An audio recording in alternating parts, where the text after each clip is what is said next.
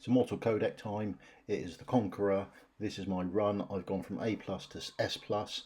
Quick look at the team, the makeup, the gear, accessories, all that sort of good stuff. Let's jump into it.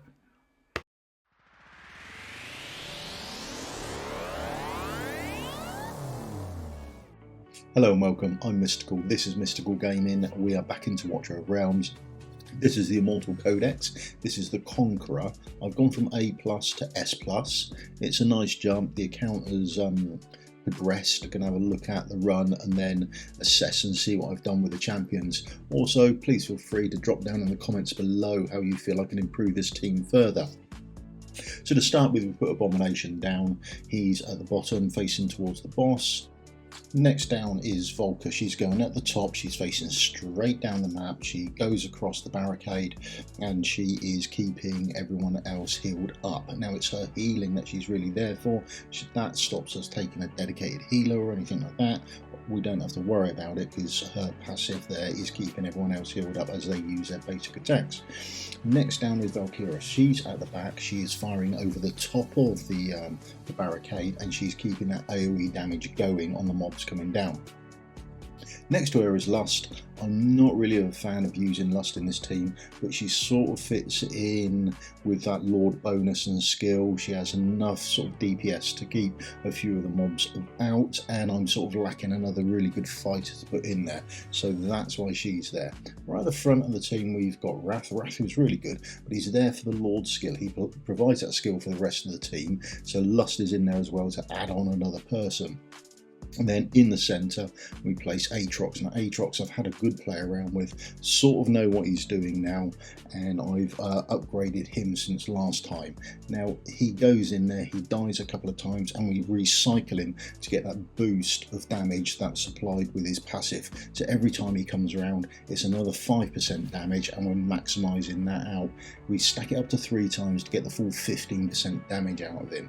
Now that takes us up to S plus. But as you can see from this, we're not actually too far short from getting double S. So what are we? 36,000 short. So I think that's quite doable before this codec boss actually finishes and we move on to something else. Now, top 11%. Coming in top for us is Abomination. He's on 64 million.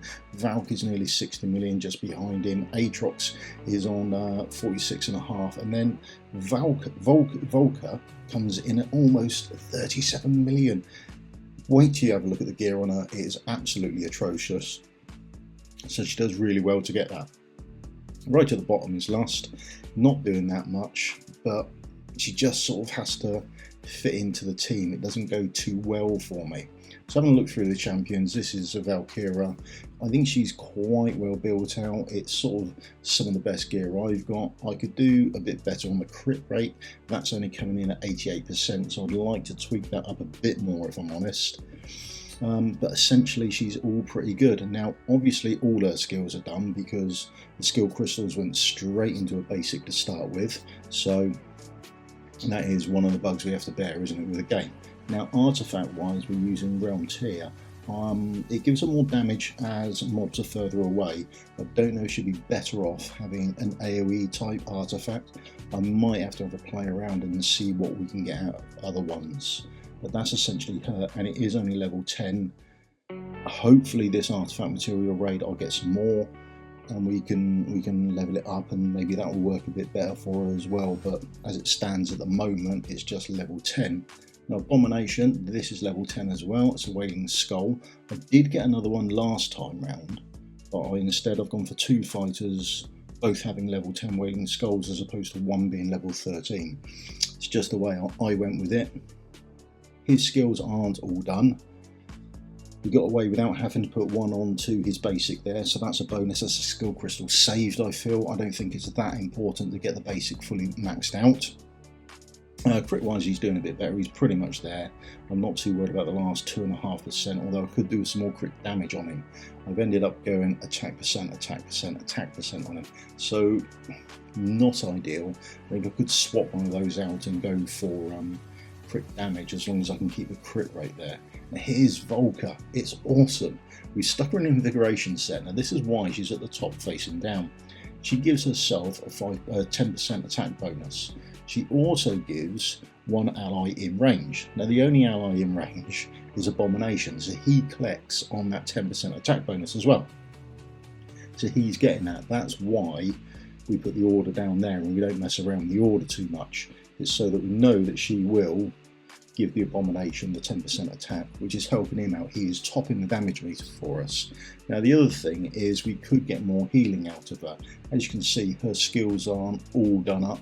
They're done up to sort of dust level really, which is before you have to go on and use crystals. So I could, if I wanted to, pile some crystals into her and get a bit more healing out of her, but the team survives, so I don't really need it.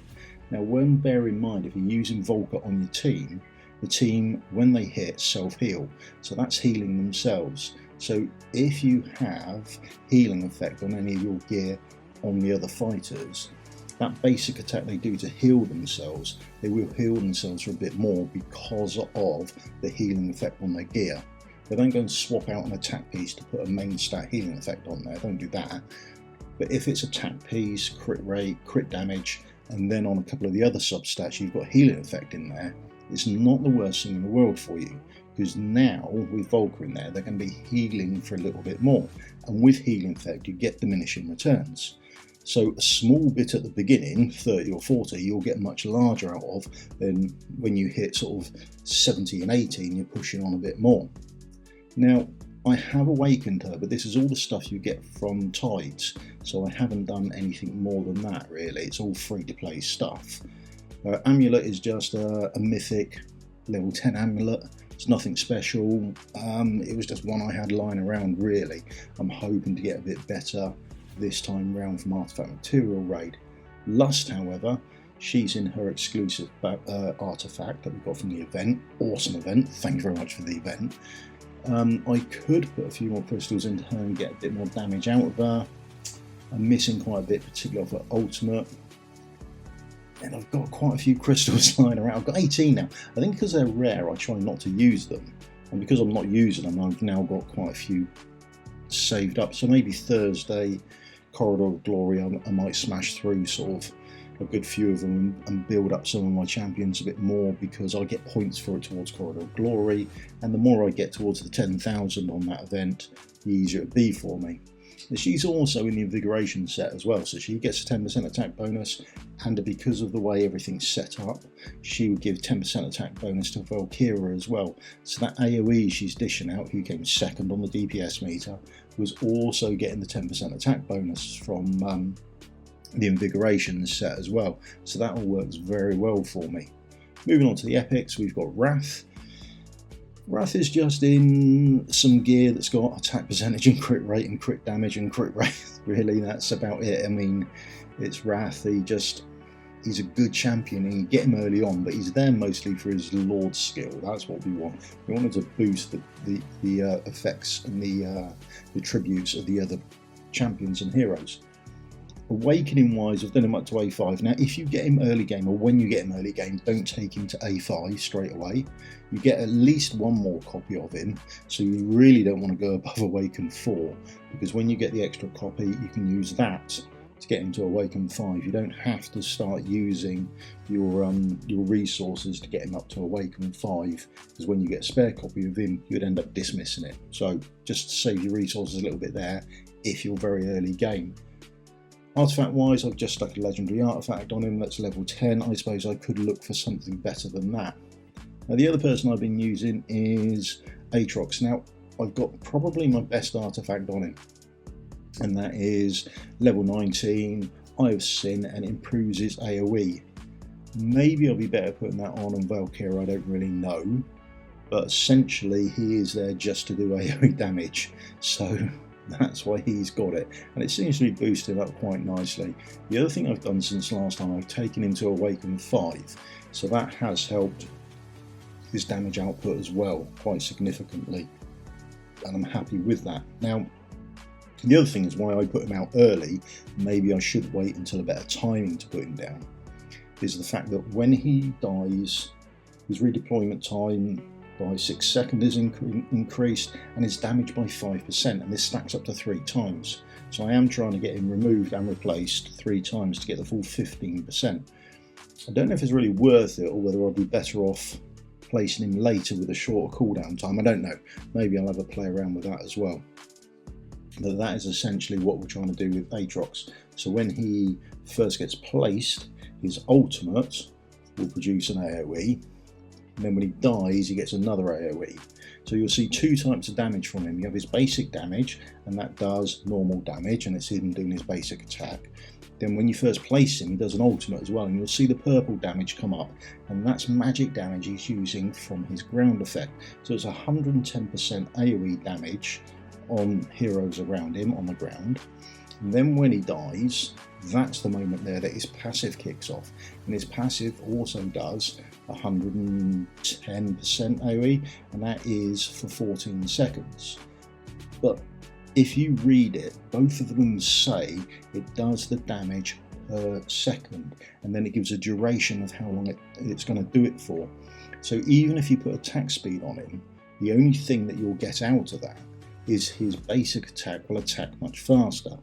The tick rate of his damage is done per second.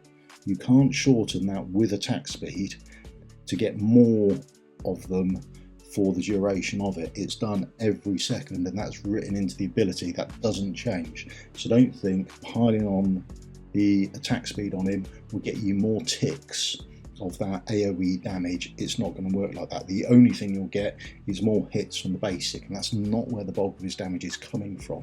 So just bear that in mind when you build him up. Now the unfortunate thing with him is his attack. Now his damage scale is off attack, and his attack is so bad. It is only just over 3,000. It is possibly the lowest going. Now when we have a look at other champions, if you have a look at Wrath, who's level 60, we'll notice that his attack is much higher than this. So the scaling of his attack is much harder. So Wrath comes in at almost just shy of 5,000. And then if we have a look at Estrid, for example, another fighter, but she's only level 50, and her attack is already 3,400. It's already above him. So we can go to level 60, and we can 6-star her as well. So we've got more we can do with Estrid than we can with Aatrox, because Aatrox's initial attack is so low. That's where the issue with him comes from. Now, it is low, but don't go and put flat attack on him. You won't prof anything from there either. Okay, you're better off still with attack percent, and then probably crit damage as well, as long as you can get that crit rate up. So bear that in mind when you're building them up. Crit speed will do very little for you, but attack percentage is still better than flat attack. So that's me done for the day. I've gone into S+, and I think SS is very possible. If you've got anything you think I can do, please leave it in the comments below, and I'll see you all in the video again tomorrow. Thank you for your time, happy gaming, and goodbye.